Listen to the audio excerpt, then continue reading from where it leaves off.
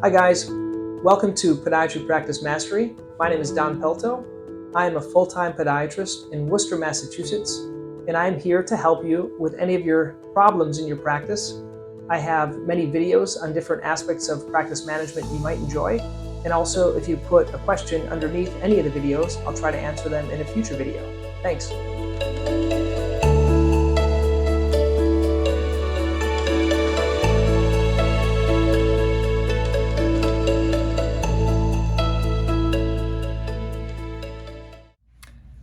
Hey guys, welcome to my weekly update with Podiatry Practice Mastery. This week I want to go over an idea that I was listening to. There's this guy, his name is James Shremko. I don't know if you've heard of him. He is a marketing person. He had this idea that's called Own the Race Course. And the idea is he found out that if we make content on someone else's race course, right, that can be taken away from us. So let me give you an example. If like we all have our own website, let's say you make your website on something called Wix or something else that is owned by someone else's platform, that can be taken away. Or if you have all of your content on Facebook, like a Facebook private group, and that can be taken away. YouTube, it can be shut down. So you want to have a way of kind of owning the race course. There's another method. Brendan Bouchard, he had this idea of called circular, like virality, where it makes it viral in a circular fashion. So and I've kind of simplified it. It's called, I've heard other people talk, it's like a hub and spoke. So you have the hub, and you have different spokes that kind of go out to different areas, but everything leads back to the hub. So I'm going to talk about a few of his ideas, and this is in terms of content creation. So the hub is really your blog or your website, or for me, the hub is this weekly update. So everything is kind of pushing back to this weekly update within Podiatry Practice Mastery. Okay, so everything is kind of going there. And there's different spokes that go out to different areas like YouTube, Facebook, Instagram, but everything kind of pushes back to that. So let me explain. I took some notes here. I want to look at these. So the idea is, first of all, is gathering ideas. And I know that can be a challenge for everyone. A lot of you might have ideas, but if you don't document them, you're going to forget them. I use a simple little journal system. That's what I use, where I write my ideas on what I want to talk about. But I write down different ideas for blog posts, for my weekly updates, for other things like that. I've tried a couple of other things that are higher tech. So I've tried something called Notion.io. It's where you can like put in different ideas. I've tried Google Slides in the past, where I put each idea on a different slide. It really has to be whatever is the easiest for you. And let's say we're talking more about like content for your practice, right? Because that's what we're going to be looking at doing. How do we create content on an ongoing method, kind of automatically? So you have to have kind of content ideas, right? So I would propose, though, if you're going to make content, you should do it for your leverage points. Okay, so there's a good book called 10x is easier than 2x. I've talked about it before. But the idea is we should be speaking to what we want to see. So if you and I'll tell you the mistake I made in the past. So in the past, I thought I wanted to do wounds a lot. And so my first, 2 years or something like that, I put all these wound videos. I developed a Heal My Foot Wound Fast course, and a podcast on foot wounds. Now, how do you do a podcast on foot wounds? I'm not sure. I'm sure someone has done it, but it didn't work for me. So I spent all this time on wounds, and I realized I really didn't like doing wounds, and then it was kind of a waste of time. So you want to market to what you're interested in. Okay, I can't emphasize that enough. So if you want to see something, market to it. Okay, like if you like Achilles tendonitis, if you like plantar fasciitis, if you like shockwave, if you like AFOs, if you like orthotics, that's what you're gonna produce content according to that. Now, there's a neat idea. I'm trying to think. I remember who came up with it. It was this guy that he developed. There's this idea of using AI to produce content for those diagnoses, and I did that. I'll try to do a different post on it later on using AI, but basically it gives you a lot of fodder. Like, let's say you let those 5 things that I just mentioned, those are the things that I like. And then on there you can talk about like what's new, kind of a contrarian view, how to. So all these are going to be kind of the guiding your content. Okay. Another easy way of doing it, which I've thought of, is the whole idea of doing a monthly masterclass on one of those topics, or a quarterly masterclass, whatever you want. And then on that masterclass, you either before or after the masterclass, you do emails, you do posts kind of pushing people towards that masterclass or that webinar. So give you an example, scheduling one on Achilles tendonitis, like a webinar for my patients. And so then for a few email blog posts going out, I'm going to be talking about different aspects of Achilles tendonitis that's going to push people to that webinar or the recording of the webinar. Does that make sense? So each month you could think of like 12 themes for the year, and then everything would kind of focus on different aspects. Let's say shoes for Achilles tendonitis. You could talk about deep tissue work for Achilles tendonitis. You could talk about common misconceptions about Achilles tendonitis. You could talk about things you can buy on Amazon for Achilles tendonitis. There's a lot of different ways. You could just focus on that method. So first you have to get ideas, okay? The next thing is developing. So number 1, gather ideas. Number 2 is develop a hook. A hook is nothing more than a headline. And so there's a lot of different ways of doing headlines. I can't really go into all the details, but what I find that works best is like how to blank, like how to treat Achilles tendonitis, how to go downstairs when you have Achilles tendonitis, how to get out of bed pain-free when you have Achilles tendonitis, how, these how-to, that's one.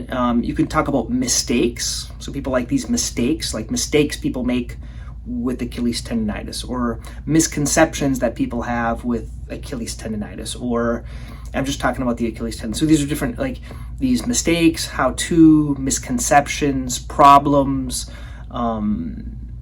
dangers of Achilles tendonitis, things like that. So the second is you have to have a good headline. Number 3 is you have to develop like an outline and have a story. Okay. So this comes from everyone kind of talks about the same thing. So Brendan Bouchard, he talks about this idea of called hook, which is the headline, story, which is you're telling your story, and then your offer is what you're offering. So we're kind of getting there. So this is the third one, which is the story. And this can be done in other ways. In a lot of ways, you can tell a story about a patient. So many times if I have a patient that comes in, I'm a big advocate of developing a MVP, which is the most valuable patient of the day, and that one I'll tell a story. So I'll look in their demographics. I had a 36-year-old female with plantar fasciitis due to posterior tibial tendon dysfunction. We're doing shockwave, we're getting them an AFO, and things like that. So kind of telling that story, that's a good one for the video or for the blog article, however you want to talk. News, like something you see in the news, you can put in there. A case study, once again, that's what I was talking about. Frequently asked questions. So what are the frequently asked questions that patients ask you? I think this is a good one. You could go to any, get a video on YouTube on Achilles tendonitis, and you could look up in the chat all the questions that people get asked and just answer those. That's a good way. And then a contrarian view, okay? So what a contrarian view is, like, you could say, maybe why stretching isn't good for Achilles tendonitis. And because I don't have my patients stretch because they might stretch too long. They're doing these eccentric stretches that may aggravate it. So I'm a bigger advocate of foam rolling. So that would be a good idea for a video, just a suggestion. So you got the hook, which is the headline, the outline, and then you have to have the call to action. And what this is going to be, it's going to be an offer. So this could be, as you know, when I do at these, get my strategy, do a strategy call with me, like this video on YouTube, get my free patient presentations. Or for your clinic, it could be, watch one of my recorded webinars on Achilles tendonitis, get my download of my Achilles tendonitis book. Now you're doing these videos out on YouTube and they're sending them back to your website. Right? So your website where you're making this, you might do certain things for YouTube, like subscribe or things like that. But then it can go back, like get my book download. You can't get the book download on on YouTube. So you're going to get the book download on your website. So you're going to have an offer. And then the other cool thing is your offer is whatever you want them to do. And then you're going to have, he had this idea of this is called a content upgrade. So what does that mean? Let's say you're doing something on Achilles tendonitis, and then you say, hey, like, subscribe, things like that, and then say, hey, if you want, I put together a checklist on how to deal with Achilles tendonitis. So that checklist would be on your website as a content upgrade. There's a lot of things you can do. You could do a transcript. You could do like a Achilles tendonitis checklist. You could do a mind map on all the treatments for Achilles tendonitis. What I give them is an Achilles tendonitis video in my patient presentation. You could do a cheat sheet. You could do like an audio bonus, like a little, like a podcast. You could do like a video. You could do a software. You could do a spreadsheet. And this is a way to capture their email. So you're capturing their email and it builds your list. So you have to have some type of thing for a content upgrade. And then once you've kind of got this, you're doing your video, you're telling them what you want them to do, and then you're giving them a content upgrade. Then it's done. You record it or you write it. Then you have to produce it. So what I find works best is kind of low tech. I like to use, either I'm using Zoom on my computer at work, or I'm using like my iPhone here now. And I use this new like DJO thing. Let me just show you my setup here at home if you want to see it. So here's my setup at home. I have a light, a ring light, a professional mic, and I have a laptop. You can't see that. And you have my cup of coffee, my laptop, and an extra screen. So that's how I do it at home. In my office, I kind of do it the same way. I have two screens. I have a professional mic, so I have everything doubled. But I also have a lavalier. I don't know how this audio is, but I usually use a lavalier that connects. And I have this DJI thingy that tracks my face. But I don't bring that to work. So you have to kind of produce it. So I would recommend just recording it and keep it real simple. One thing I really struggled with in the past was, excuse me, it's still coffee time in the morning, is perfectionism and wanted to make it so perfect. I think patients like, and also I think doctors like, they like authenticity from people, and just to see you like you're a normal person, you're in a normal house. Like I have stains in my ceiling from water leaks, you're just a normal person. They like to see that. And then you have to edit the video. So I find what works best, and I'm not the best at this, I'm working on it. I'm on like number 3 in terms of virtual. I've tried, Veronica was my first virtual assistant. I tried Fiverr, and now I'm using a company called Curing Busy, and they're doing my video editing for me and uploading them. And sometimes they usually get it right, but sometimes there's things that need to be fixed and things like that. But I don't have a person in the office that does that. So number 6 is to produce, then to publish it on both YouTube and on your website. I publish it on YouTube, and then trying to push back to the site. And then on the site, I'm publishing it, but I'm uploading it onto the site. So I use something called Kajabi. The reason I do that is because I can sell courses on there as well, and it has a really big email list. So we have like 20,000 people on our email list. So both for Podiatry Practice Mastery and also for my other site, drpelto.com. So if you haven't seen that one, you can go to drpelto.com. But then you publish it. But when you publish on the website, you upload it to the actual website, because you can control what people see. Because if you put it YouTube, like an embedded YouTube thing, it's going to have like the additional videos they can watch and things like that, and it distracts people. If you upload it to your own site, you can put it in there. I would recommend, if you're uploading it, I'm trying to do this more, but you can put in transcripts, so it makes it a little bit easier if they don't want to listen to it. So that's the publishing it. So you're going to publish the video. If you want to do the transcript, images, some people do tweetables, content, and then the content upgrade. And then number 8 is to syndicate it. This is where you send it out to your list. So you see I do my weekly update. So I'm doing my video, and then I'm sending that in the email out to everyone, so you guys can watch it either on my blog, or some people are on the YouTube. But on the YouTube, I'm pushing people back to the blog, okay, where they can get the content upgrades. Upload it to YouTube, upload it to Facebook. You can do shorts, you can do horizontal things.